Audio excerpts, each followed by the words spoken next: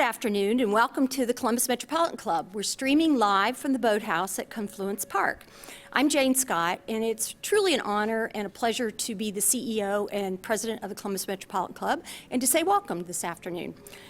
Today's CMC Forum is supported by Easton Town Center, and our live stream partners for the special report series are NBC4, NBC4i, WOSU Public Media, PNC, the Tom E. Daly Foundation, MORPC, Columbus Dispatch, and OSU Wexner Medical Center. We're really grateful for these sponsorships. Thank you very much.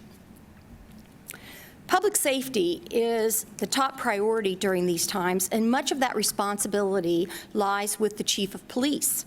The Columbus Division of Police has more than 1,800 officers, 300 civilian employees, covers 20 precincts across the metropolitan area, and serves nearly 800,000 residents. New to the position, but with more than 30 years in the division, we are happy to welcome Chief of Police for the City of Columbus, Tom Quinlan. Interviewing Chief Quinlan today is Emmy Award-winning journalist, host of NBC4 The Spectrum, an attorney, and a proud CMC board member, Colleen Marshall. Colleen, thanks for being here. And to start us off, Don Tyler Lee, Deputy Chief of Staff for the External Affairs at the City of Columbus, who led the 10-month national search for our new chief, will make opening remarks. Don, would you come to the podium? And thank you. Good afternoon, and thank you, Jane and CMC, for inviting me to be part of today's forum. As Jane mentioned, my name is Dawn Tyler Lee, and I serve as Deputy Chief of Staff of External Affairs for Mayor Ginther, and I was honored last year to serve as the chair of the search for our 34th Police Chief for the Columbus Division of Police. Before I turn the program over to Colleen, I'd like to provide a brief overview of last year's search process. It's hard to believe it's been over a year since our process launched. In January, Mayor Ginther announced his plans to conduct a national search. As many of you know, this was the first time the City of Columbus was able to search outside of the division due to a change in the minimum proposed qualifications for the position of police chief voted on and adopted by the Civil Service Commissioners in December of 2017. In April, the search committee was named, and we outlined the search process and timeline. Members of the search committee who contributed countless hours to shape and support this process included Franklin County Sheriff Dallas Baldwin, Siobhan Boyd Nelson, Dee Davenport, Stephanie Hightower, Reverend Dr. Jeffrey Key, Kenny Ramos, Pastor Brian Williams, and ex officio members, Columbus City Council member and Safety Chair Mitch Brown, and the Director of the Department of Public Safety, Ned Pettis. These community leaders have deep roots in our city. I am grateful for the diverse perspectives, experiences, and backgrounds they contributed to the search process. Throughout May and June, we engaged a variety of people in a variety of ways to learn what they wanted to see in our next chief. We attended summer festivals, conducted focus groups, community forums, and distributed surveys. We also went to early morning, mid-shift, and late evening roll calls at different police precincts throughout the city to encourage officers to share what they also wanted to see in their next leader. I'm pleased to share that over 4,000 people were directly engaged. The themes were very clear. The community said they wanted a chief who is fair, honest, open, transparent, and accountable.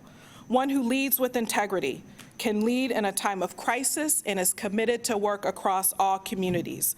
A chief who supports de-escalation techniques, community policing, and cultural competence. Next, we released an RFP for a search firm, seeking one with expertise in recruiting candidates for chiefs of police. The firm of Ralph Anderson was hired, and Robert Berg, Executive Vice President, became our project manager. In August, Robert spent a very full 2 days on the ground here in Columbus, meeting with a variety of stakeholders, including the search committee, the mayor, the safety director, city council, restored citizens, those experiencing homelessness, faith, business, and community leaders, safety and security partners, the NAACP, the FOP, representatives from the immigrant and LGBTQ communities, and police chiefs from our neighboring jurisdictions. All of this feedback, The surveys, community meetings, and stakeholder conversations helped shape the job description and inform the type of candidates the search firm recruited both locally and nationally. 36 candidates applied by our October 14th deadline. The search committee reviewed their credentials and selected 5 to bring for in-person interviews. The committee advanced 2 finalists who participated in a community forum that was held last November at East High School, with several hundred in attendance and over 1,000 tuning in online. On December 17th, Mayor Ginther named Tom Quinlan as the 34th police chief for the city of Columbus. I remain grateful to all of the community members who participated in this historic search process. The mayor charged us with conducting a thorough, open, transparent, and comprehensive search, and I am proud to say we delivered on that commitment. I didn't know Chief Quinlan before the search process, but I've had the opportunity to get to know him over the past 16 months, and here is what I've learned. He is accessible, approachable, authentic, and accountable. He is not afraid of feedback. He's flexible, fair, a father of 3 daughters, and fancies himself a pretty decent cook. He is honorable, humble, hardworking, and a husband of 29 years. He is a good listener and a likable leader. He is a veteran and has a clear vision for the division of police. He is dedicated to developing a diverse division and is committed to its cultural competence. He roots for the Dallas Cowboys, and he rides a Harley. He is a change agent and consensus builder who is committed to the city of Columbus. From the beginning, the mayor stated that he was seeking in the next police chief, and I quote, "I am looking for a change agent who will pursue innovation and excellence in policing, someone who will use the recommendations of the resident-led Safety Advisory Commission as a roadmap to guide the division. I am looking for someone committed to increasing diversity among police officers, aligning how we police with community expectations, and approaching this position as an opportunity to serve and protect every person in every neighborhood. I am pleased to say we found this person in our new chief, Tom Quinlan. I will now turn the remainder of the program over to Colleen. Colleen? Thank you so much, Dawn. And you know, I was with you, Chief, until we got to that Dallas Cowboys part. I'm a Steelers fan, so we can talk about that later. Okay. Welcome, and thank you for agreeing to answer some questions during a very tough time, and some of these questions will probably be tough. Thank you for having me, Colleen.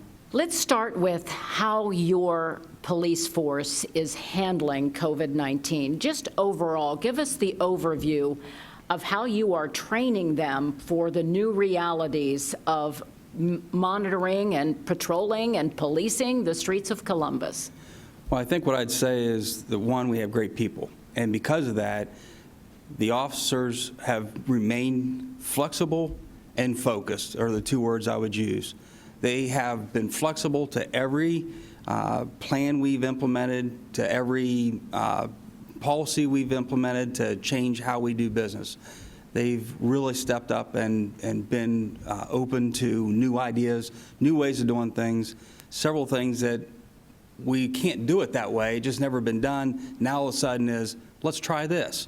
So they've been very flexible and open. They've been very focused on protecting the public. So officers are still out there engaging in every call for service, everything we've always done, in addition to handling a lot of the crisis that goes along with a global pandemic. Let's talk about just the basic realities of police work. You're very often, when you're taking a suspect into custody, let's say, or you are intervening in a domestic violence situation, you're on top of people. You cannot maintain a social distance. How are they protecting themselves, and how are they protecting the people they encounter? Well, we're doing a variety of things. One, where it's possible, we're calling ahead and having people come out of the house, so we're not having to go from one house inside to someone else's house inside. And because of that, it's limiting the risk of cross-contamination. But you're right, we cannot social distance when we're having to put hands on someone to place them under arrest or separate them from a disturbance. So one of the things we do is everyone that we take in custody, We put a face mask on.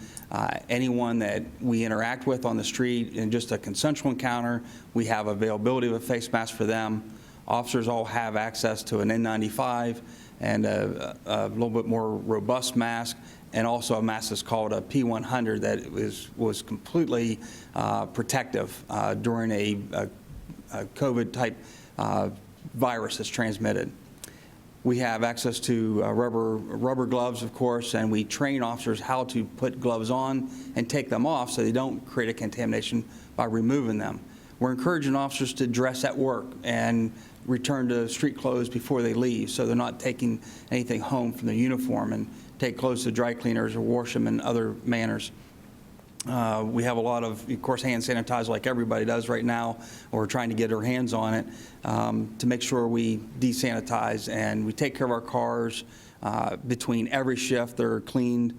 Our radio room personnel, where we dispatch all our calls and we take all the 911 calls, they all, between every rotation, between the time someone's on a call station, gets up and leaves, that call station stays empty until it comes in and gets cleaned. So we're taking a lot of precautions, and it's worked, fortunately.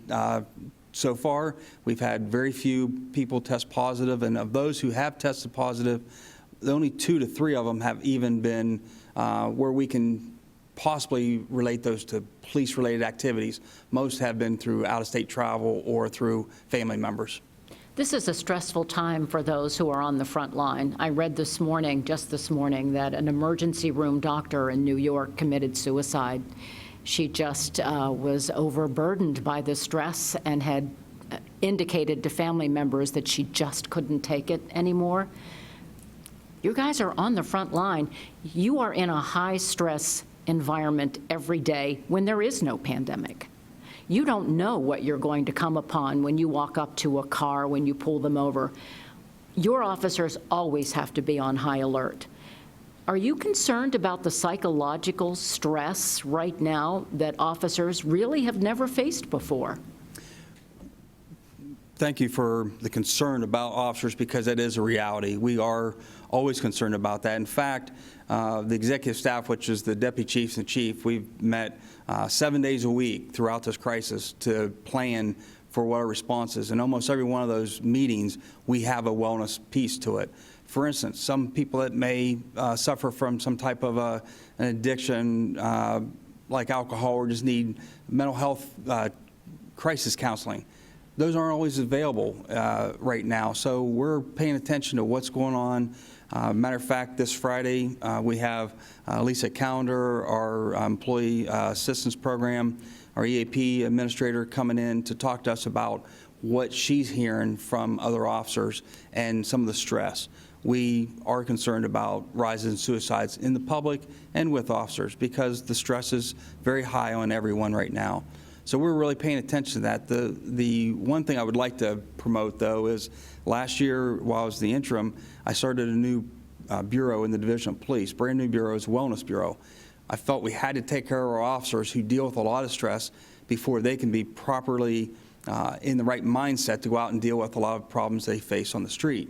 So between the peer assistance team and the chaplain program and the therapy dog unit that we started this year, or in 2019, between all the different components of wellness that we've implemented, we've been able to provide resources to officers to make sure that they are in a good frame of mind when they're going out and interacting with the public, so they get the best service, the public receives the best service possible. You're in the position of doing something you've never had to do before, which is go up to groups of people who are simply gathering together quietly, privately. It's happened on the OSU campus, near the OSU campus, where kids were outside, clustered together. You can't be together, and police officers essentially have to go up and say, you may not know it, but you're breaking the law right now. What's been the anecdotal reactions to situations like that, and do you want your officers to be in the position of essentially being behavior police? Our goal has always been to build relationships and partnerships with the community, to be transparent and be accountable ourselves. We don't want to be seen as a bully or somebody's an enforcer. We have that role. We we take action when we have to. But our goal is to have positive encounters. So we take the approach of an education. We have not issued citations to people for violating the law. We've used education and given other options or alternatives they may seek, unless they're already engaged in violations of the law of some other type. We have people that are renting an Airbnb and creating a big house party, and there's a lot of guns and people fighting, and police are called there. Before we found stuff out, it was just fights. We broke things up. We told them they need to disperse. We got called back. We found 60 people there. So at that time, we started issuing citations and filing charges. Again, those still aren't arrest situations because Sheriff Baldwin has been doing an outstanding job at the jail, making sure we protect people who are find themselves in a circumstance to be an inmate. So we're reducing the number of people we're taking to jail and issuing summons. So again, it gives them a chance to go and explain what they were doing to a judge, and there's due process in that regard. So we've really made a chance and a concentrated effort to not be the social enforcer, but to provide education, provide alternatives and options that they may choose, make them aware of what the law is in case they're not aware of it. But you got to remember, officers wear body cameras on their chest, and they're filming that, and it's easily to identify. We can track who is there, and the city attorney has the option of filing charges if they do. The important thing here to remember is it's not just about your right to do what you want to do in your own life. Your actions may be harming somebody else, putting their life in danger, and that's a police purpose, to protect people from others who are putting them in danger, whether speeding down the roadway, drinking and driving, or potentially spreading a virus that could cause somebody's death. So we do have a role. It's just how we carry that role out. On the steps of the State House, protesters are clearly violating all of the rules for social distancing and wearing masks. They are doing that as their right to free speech, to challenge government, to go to the very steps of the State House and protest the actions, because many of them are suffering financially. But they are still breaking the law. They are still not following social distancing. Why aren't police going into that environment and giving warnings and saying you are not following the public health laws right now? Well, we have issued warnings, and again, we partner very well with the State Highway Patrol. I talk to Dallas Baldwin on a routine basis. I talk to Colonel Fambro from OSP on a regular basis. We coordinate our efforts on these. People are exercising their ability to file, redress with the government, to air their grievances to the government and ask for a change in policy. So we try to respect their opportunity to do that while we're trying to encourage them to keep social distance, while we're trying to encourage people to wear masks or take precautions. Or in absence of that, again, through education, we try to do that. We also try to limit who else is there so they're not contaminating other people. And sometimes what I've seen at the State House is a lot of people driving by aren't paying any attention to them. The police are staying, instead of being right there in their face, staying around the corner and away, so we're there to respond quickly if we need to. However, we're not giving them an audience to turn their aggression towards the police. So a lot of times they say what they have to say and then just disperse because no one's really there to cheer them on or to be a counter-protester. So we're taking measures when we need to. Again, they're being documented by body camera. City Attorney's Office is free to file charges on any of them that they wish to, and we'll provide that evidence to them so they can do that.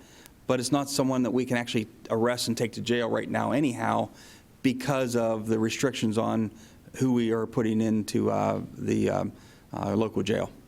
Last week, Stephanie Hightower from the Urban League was sitting in the chair that you're sitting in right now. And one of the things that she pointed out is that she believes black men are going to be reluctant to put a mask over their face because of racial disparities in the way they're perceived if they're seen covering their face. What do you say to men who might be saying to themselves, am I safer to keep my face open than I am to put a bandana or a mask on? Well, I'll tell you directly, I was, just a quick anecdote, I was shopping at a local store recently, and I realized I was the only person in there that did not have my mask on. I left it at my office on my desk. And I was actually being ostracized. I was being looked at really weird because I was not wearing a mask. That's the experience anyone in the community should have, is that the police are going to look at you maybe odd if you are not wearing a mask. We expect you to wear a mask. We want you to wear a mask. We want you to follow the governor and the health commissioner's directions. We are all about public safety. That's our goal. That's our focus. If wearing a mask generates public safety, then we support that, and we are not looking at people because they may be wearing a mask, no matter who they are. We're looking at them when they're not wearing a mask. So we encourage that. You are going to be in a position when, as businesses reopen, as the economy gets grinding once again, it's a slow rollout, but businesses are expected to have their employees wearing masks. The state is encouraging people to wear masks. What will be the role, do you envision, for your officers as government allows business to get back back in motion? My goal and my hope is that we can continue moving forward on implementing the important work of the Division of Police by implementing the matrix recommendations, the Mayor's Community Safety Advisory Commission recommendations, restructuring how we are responsive in a patrol purpose, doing police work. Being the mass police is not something that we're really designed to focus on because, again, we want to have those positive encounters. There are remedies to do that. There is 311, and the health department can go out and have enforcement power to advise people they're violating the law, or if someone wants you to leave their establishment because you're not wearing a mask, to look at it from a criminal trespass standpoint, not a health code violation of not wearing a mask. Again, we have a lot of things we really need to do. Commercial burglaries right now are up. Felonious assaults and gun crimes are up. Domestic violence is up. We need to focus on stuff that only the police can really go in and do immediate intervening action until the courts get involved. There are others in the community, they're professionals that can handle situations about wearing masks and what businesses can be essential and open and which ones cannot. For the last several years, I've been a family law attorney and handled divorces. And I know at times of stress, domestic violence becomes a real problem, especially in a troubled marriage. All of a sudden, everybody's stuck together in their homes. And in a stressful situation when maybe money isn't coming in and the kids have to be taught, are you seeing differences in domestic violence calls right now? We are. We have over 2,000 already this year. And what I will say is if there's something that keeps me up at night right now, it is the concern of what are we not finding. We are finding a lot of domestic violence calls. We've had several that have involved firearms. So we see that violence. But what I'm concerned about, what keeps me up, is what a lot of people call when the abuser leaves. Because they are still in the home, they're not leaving, what is not getting reported. And that's why we're encouraging texts to 911 and other ways to get with the police. But the other thing that concerns me in that regard as well is most of our child abuse gets reported through a school contact. And over 50% of them come in through school contact. So when they're not in school, they don't have that adult in their life to reach out to report it, who then contacts Children's Services and contacts us, and we investigate. They're still stuck in potentially dangerous environments that we cannot learn about. So I've made clear to every officer, when you're out there, look beyond the reason that you're there. If you're there over a neighbor dispute or someone broke into a garage or whatever, and you're having an interaction, look beyond that and see if there's a child that needs your attention, needs somebody to ask, are you okay? Do you need anything? How can we help? So we're encouraging all our officers to make sure they look at what else they're maybe not just being told, but what are they not hearing, and take action on that as well. Are you seeing any other changes in the trends in crime? Now that we are all at home, have break-ins gone down? Have other kinds of crimes? I imagine car crashes are down.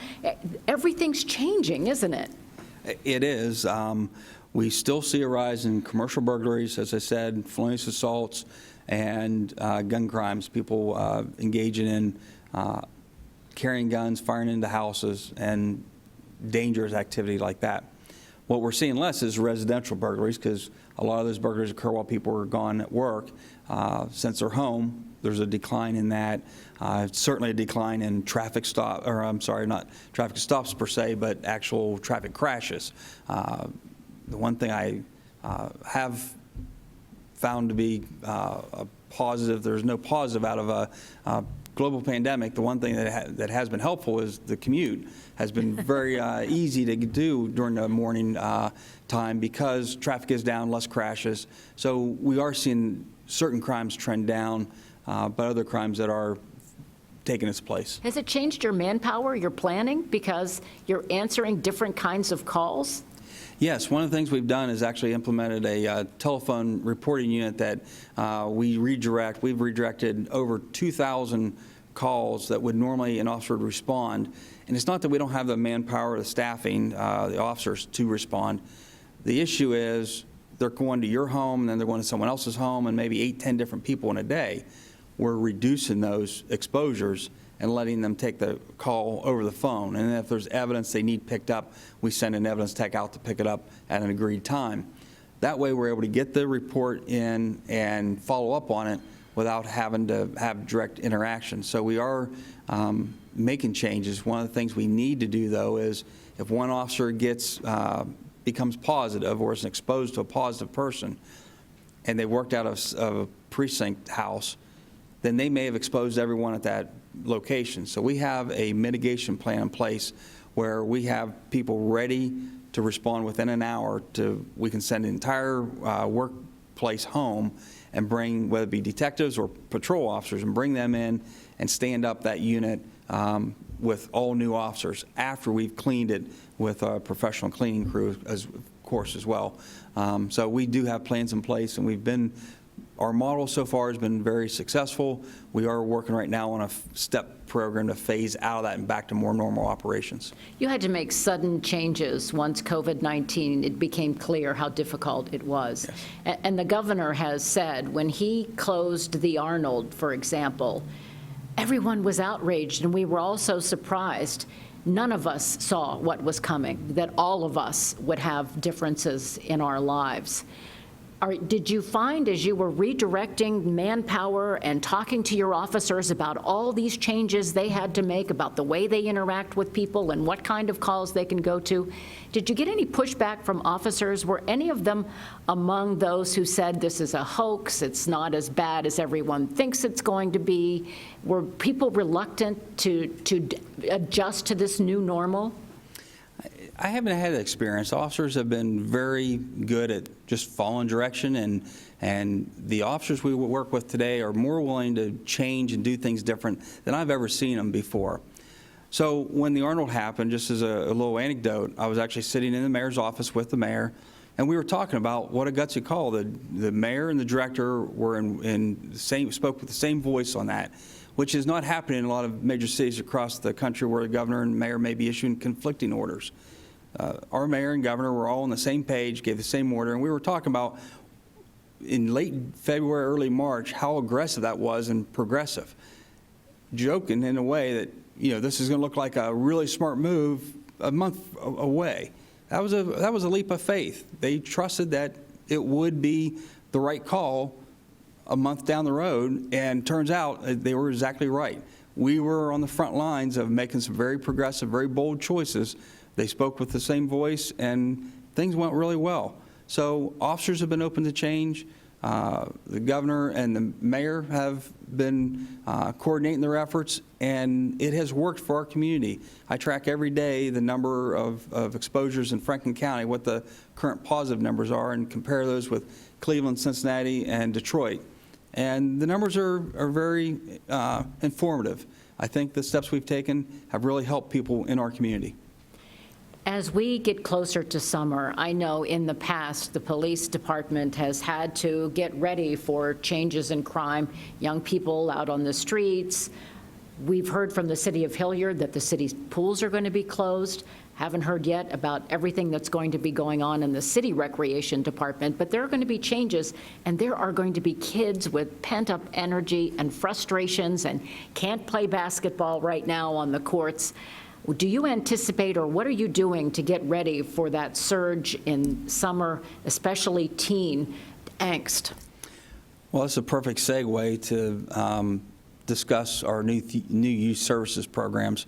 I created this model last year while I was interim, a youth services unit that focuses just on interacting with youth where they are. It was originally planned to be in rec centers and boys and girls clubs and schools. Now we're changing that model a little bit to where teens are going to be, middle school, high school age children, teens mostly. And so we're developing some new plans to how to locate teens where they are and have a positive impact and give them safe places to be outside and engage in their everyday life as we come out of some of the restrictions without creating crowding in inside locations or still being able to respect social distancing purposes. So our youth services unit is actually working on that right now. So you're trying to be proactive instead of reactive. Absolutely. You know, we also get questions from people who sign up online ahead of time, and we happen to get some really good questions from some of our viewers. And so I'll start with Stephanie Clevenger Murphy from the Public Utilities Commission of Ohio. Her question is, how will these new COVID-19 hygiene and safety rules be enforced once the businesses are open? Will waiters and servers need to wear masks? And if so, and if they don't, will there be penalties? Well, the good thing about our role, again, is to enforcing criminal law, and there's a lot of things that are a violation of law, but the Ohio Administrative Code comes under health, and we're going to let people that are professionals in sanitation and health work on what the right balance is between wearing gloves, wearing masks, whether it be servers, whether it be patrons. We're going to allow them to focus on their area of specialty, and we're going to resume our operations of making sure the public's safe from other people who would intend them harm. Columbus Zoo made some very difficult decisions this week, laid off some people and eliminated a number of jobs altogether because of COVID-19. Bill Coben of Maryhaven says, is Columbus thinking about laying off first responders due to a lack of income tax funding? Are you concerned that that might be a possibility for you? I think the idea of balancing what the income is and what our budgets are have to be reevaluated after what they were set at first of the year when we started 2020 as what the new projections are. And we have to make smart adjustments. Whether those result in furloughs or layoffs, that'll be something that is decided by the city finance director and the auditor and the mayor and city council. My job is to work with what the city's generous enough to give me. Personnel-wise, resource-wise, equipment, facility-wise. Whatever that balance is, whatever cuts need to be made by someone who has that authorization to make those cuts, I can assure the community that I'm going to work with what resources I'm given, the personnel I'm given. Just like we did during the past 6 weeks, we have really made changes on how we provide responsiveness to the public. We'll continue to do that and find the right balance so the public's safe. That I can assure the public. Do you anticipate, not that you're going to lay off, but this might impact the recruit classes? When is your next class scheduled to begin? Next class begins in mid-June, and we've already discussed that. We're working with the State Police Academy to make sure that we can provide classes that allow for social distancing. There's a lot of training we have to do that involves hands-on, face-to-face, touching interactions. So we have to deal with that. So what we would do is we plan to go forward until we're told to stand down.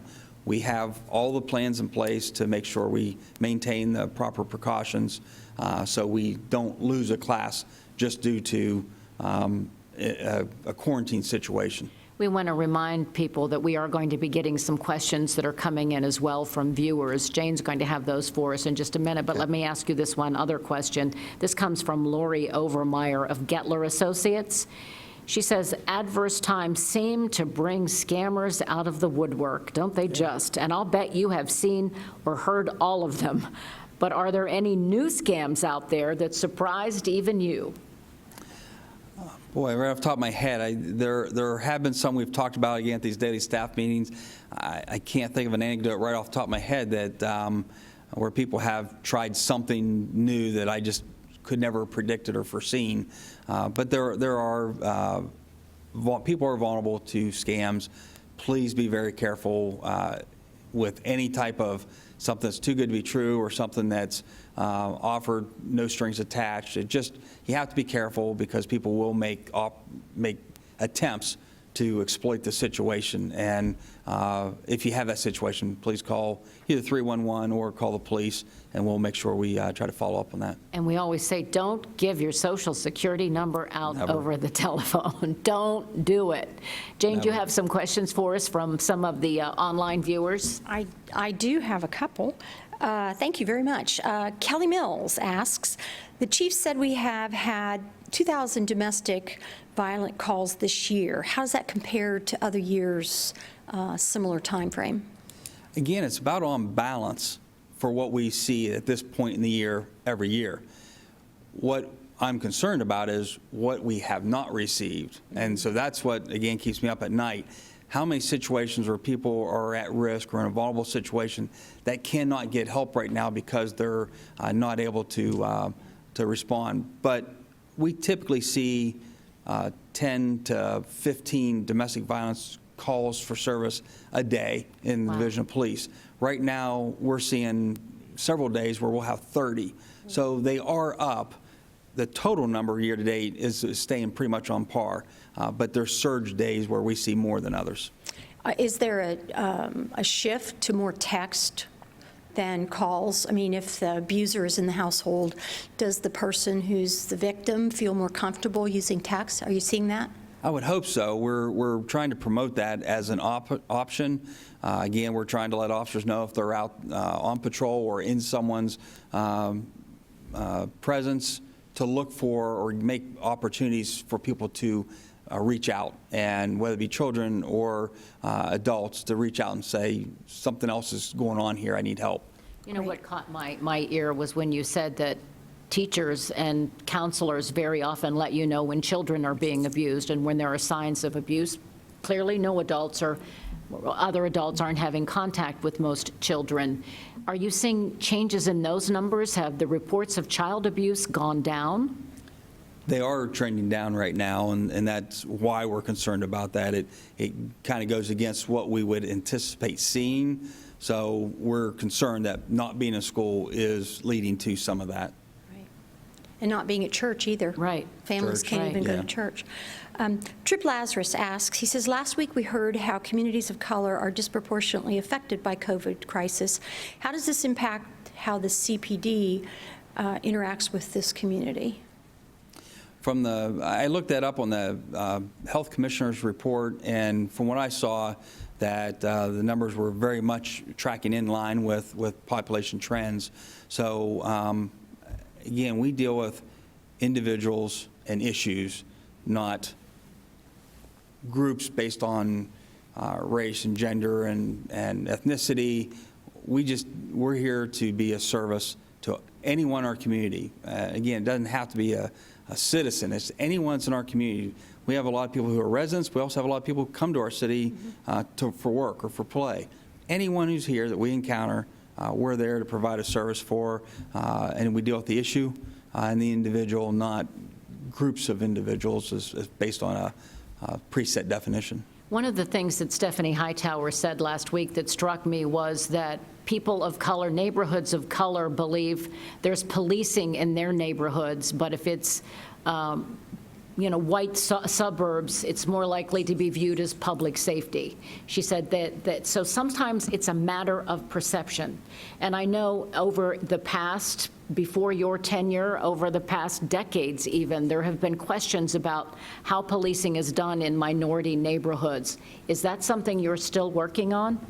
Absolutely. I have heard that exact question and concern, and we are trying to make sure we train and make sure we have policies in place, and make sure we deliver services that are completely blind, if you will, that we provide the same level of service, that it's not, no one should have a different feeling for how police delivered service to them than others.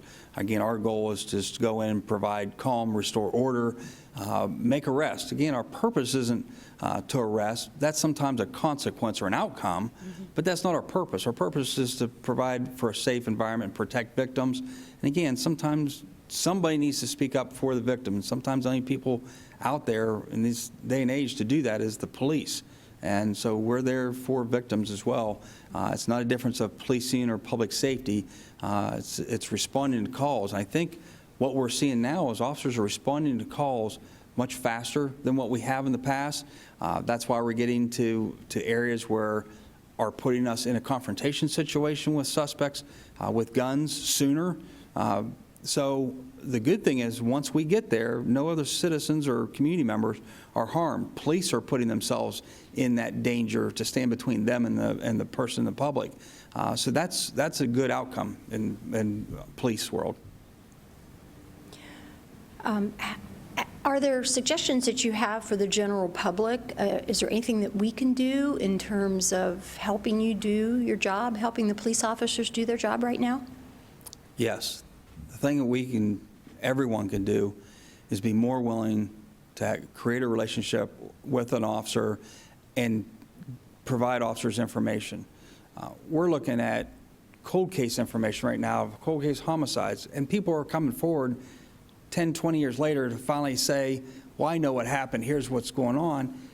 Why wait that long? We see people who are actually engaged in violent crime tonight, and we ask people who were present, who did this? What do we need to know? And they're not sharing that information. So we really need people to be good citizens of the community, good community partners, and provide information to the police.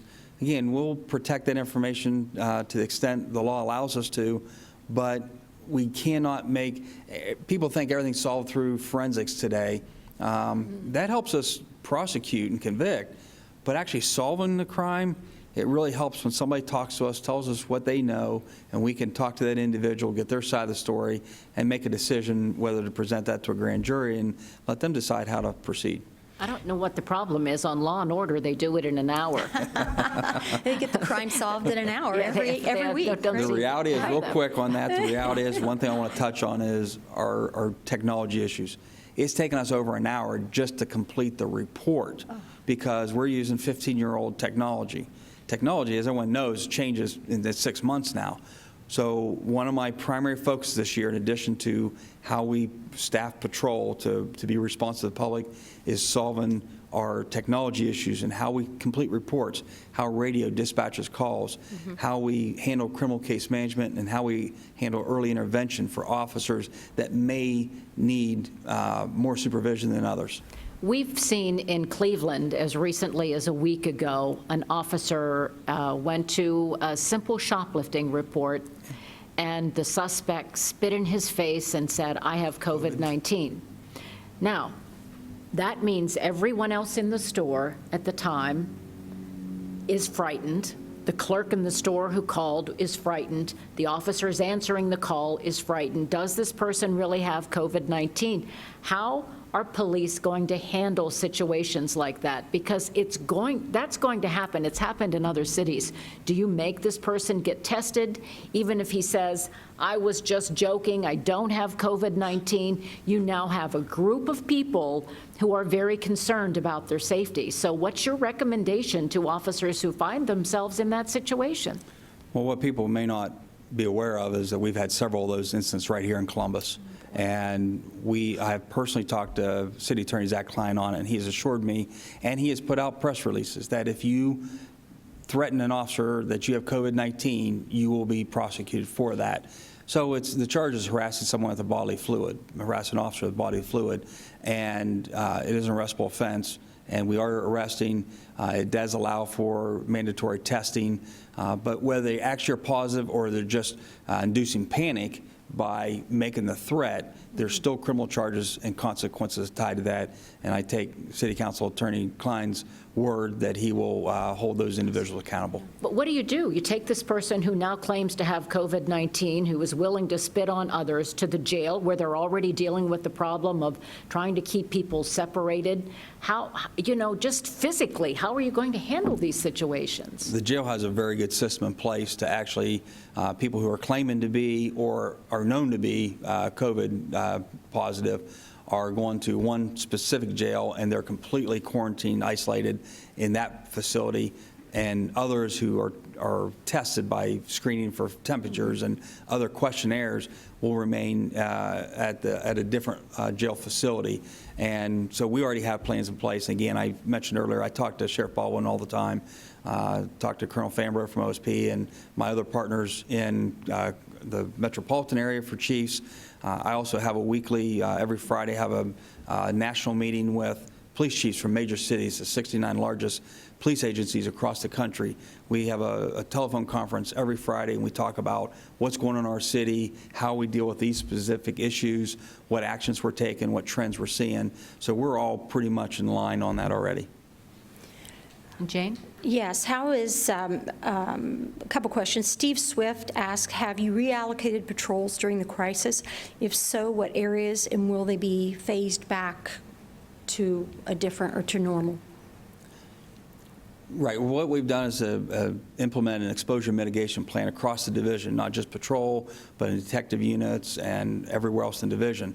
So if some unit gets quarantined because of an exposure, we have a ready reserve that are able to come in within an hour and completely take over that whole operation, so no loss in service. And again, we may actually have them report to a different location, stand up that unit while that facility's cleaned and while those cars are cleaned.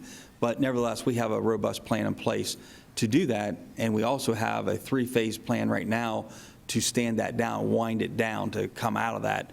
And we're really embracing new ideas of, again, we've had issues in the past where people say, well, we've always done it this way or it can't be done. Officers are more open right now to saying, hey, we tried this, it's working really well, let's keep doing this. So we have a lot of good policy coming in place that we can be more proactive and have more free time on the street to serve the public. Have you had officers test positive or be in situations where a family member has tested positive, requiring them to be in quarantine and maybe the people that they've worked with to be quarantined?